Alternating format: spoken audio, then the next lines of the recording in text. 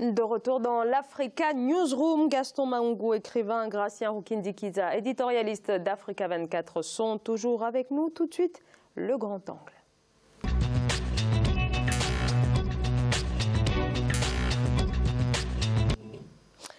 Kenya Airways annonce de nouvelles stratégies pour relancer son activité. La compagnie qui a enregistré une perte de plus de 250 millions de dollars en 2016-2017 prévoit de se tourner vers une clientèle haut de gamme, en plus de la liaison directe entre Nairobi et New York prévue à partir du mois d'octobre. Solène Duplessis. Relancer l'activité de Kenya Airways, telle est l'ambition du nouveau PDG de la compagnie aérienne, Sébastien Mikos. Kenya Airways a enregistré d'importantes pertes au cours de l'exercice 2016-2017, suite à une baisse du tourisme et des dettes contractées pour acheter de nouveaux avions. Le PDG doit encore rembourser une restructuration de 2 milliards de dollars pour éviter l'effondrement de la compagnie aérienne. Nous n'avons pas terminé la restructuration financière. Nous avons terminé la partie liée au bilan, mais nous devons encore prouver que nous pouvons produire des bénéfices d'exploitation et c'est notre plus grand défi dans cet environnement où nous avons beaucoup de concurrence. Nous devons trouver un moyen de faire des bénéfices et générer de l'argent. C'est ce que nous avons promis lorsque nous avons signé le plan quinquennal. Afin de remettre la compagnie aérienne sur pied et d'attirer de nouveaux investisseurs, le PDG prévoit de lancer une nouvelle classe économique plus d'ici la fin de l'année 2018. Une classe haut de gamme conçue pour les voyageurs d'affaires et les touristes fortunés.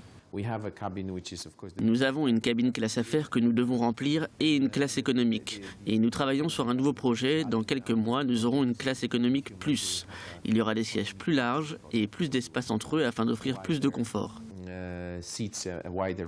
Kenya Airways a également mis au point une liaison directe avec les États-Unis. Le premier vol direct Nairobi-New York est prévu à partir d'octobre 2018. Un vol dit ultra long courrier d'une quinzaine d'heures, une première dans un pays d'Afrique de l'Est. Cette liaison aérienne s'annonce donc comme une puissante arme commerciale pour faire face à la concurrence dans la région et effacer les 267 millions de dollars de dettes de la compagnie aérienne.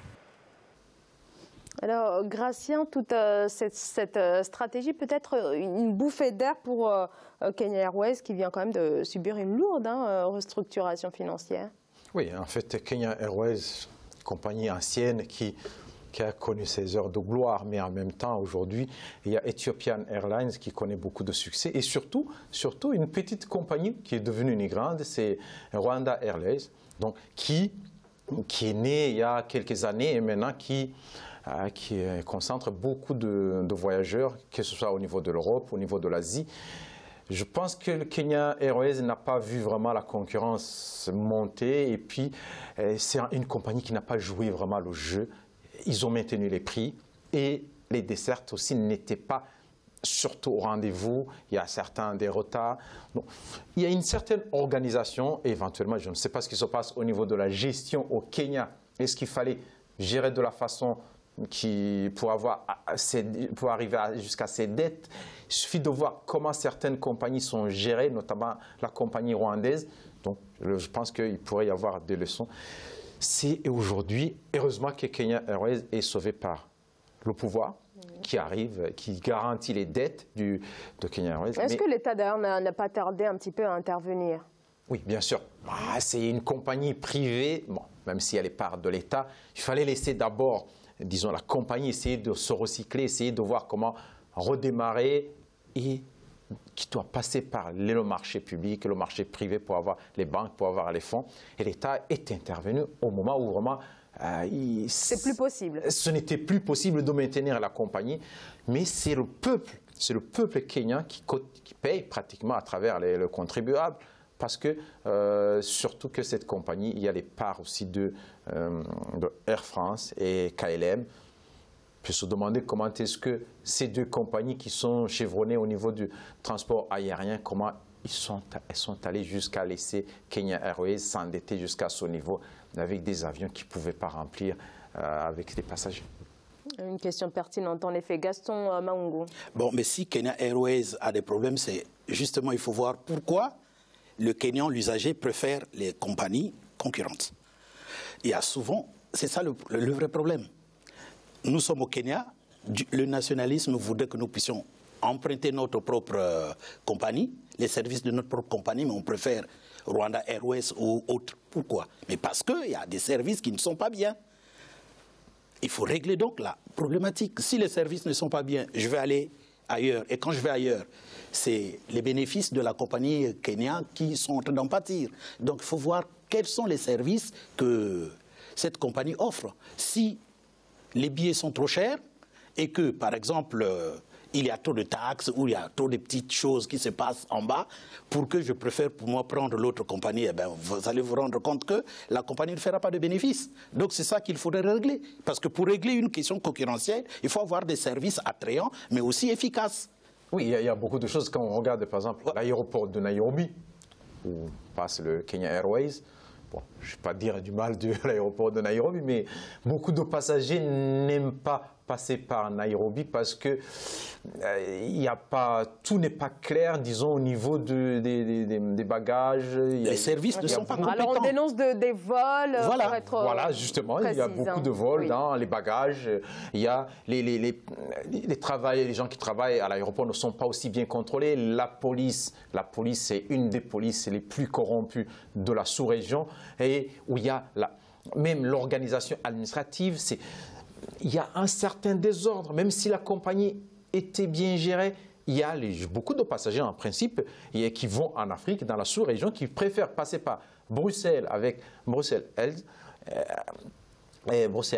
ou passer par Ethiopian. Éventuellement, maintenant, il y a Rwandair qui va directement du Rwanda à Bruxelles. Donc, ce qui fait qu'il faudrait vraiment qu'il y ait une certaine moralisation, même au niveau de la gestion de l'aéroport, parce que ça va, l'aéroport et l'avion, ça va ensemble.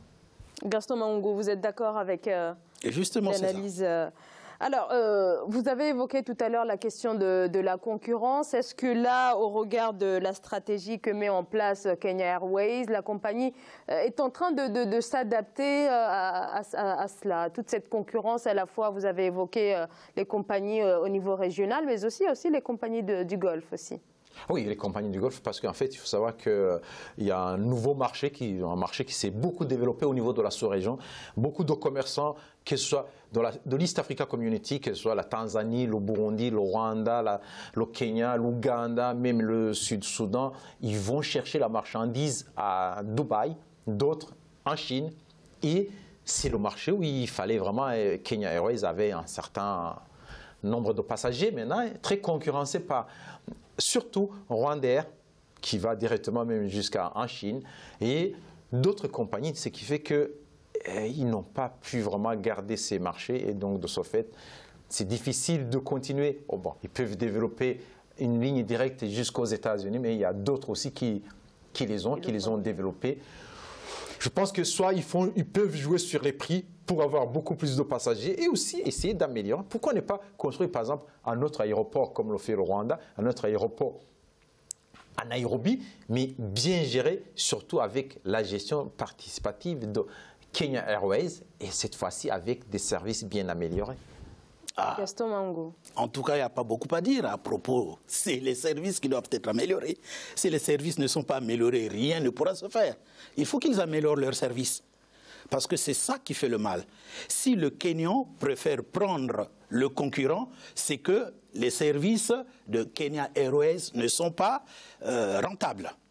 Et voilà. Alors, au-delà des réformes structurelles déjà entamée, la compagnie lancera en juin prochain une liaison entre Nairobi et l'île Maurice. Gratien, est-ce que Kenya Airways a encore une carte à jouer au niveau du continent? Oui, il y a une carte encore à jouer et surtout que Nairobi est bien positionné par rapport à l'île Maurice.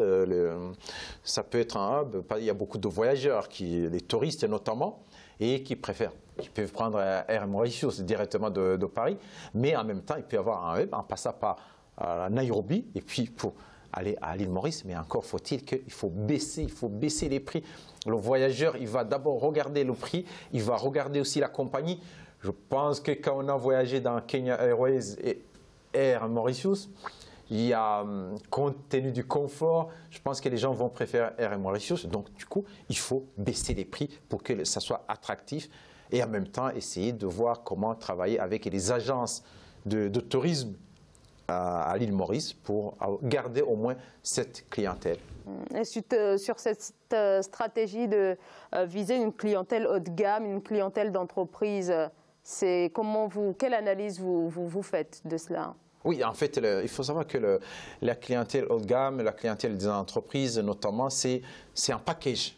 Rarement, les entreprises peuvent dire « j'achète juste un billet et puis je vais acheter le séjour dans une autre compagnie ». On préfère quelque chose qui est globalisé, on préfère ne pas perdre le temps. Les gens qui ont l'argent, ils n'aiment pas perdre le temps. Souvent, ce sont les pauvres qui perdent le plus le temps. Et donc, du coup, ils préfèrent payer. Donc, il faut qu'il y ait aussi Kenya Airways et, disons, des agences de tourisme. Non seulement des agences, mais aussi des centres de tourisme, des hôtels à l'île Maurice pour garder, pour pouvoir transporter, disons, offrir un package de luxe à ces passagers.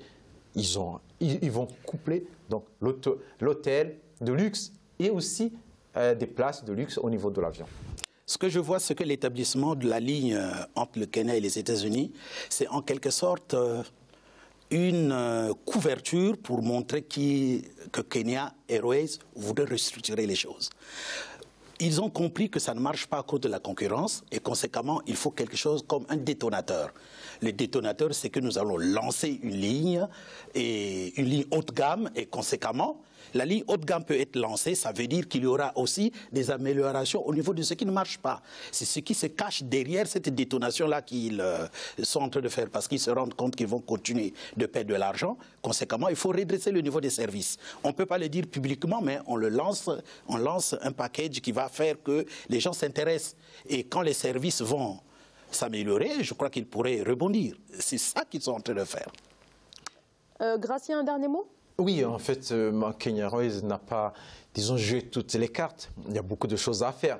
Il y a notamment l'amélioration de la gestion et puis il faut aussi reconquérir les passagers. Il faut aller vers les passagers, faire beaucoup de publicité, essayer de jouer, je dis bien jouer sur les tarifs parce que les voyageurs vraiment qui peuvent aller en première classe ou en classe.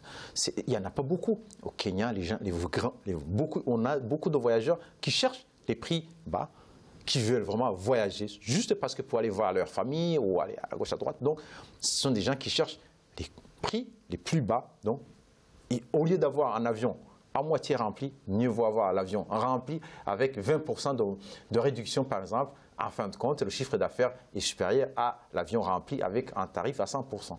Merci beaucoup à tous les deux pour vos précisions. Merci beaucoup. On va marquer une courte pause. Restez avec nous. On revient dans quelques secondes.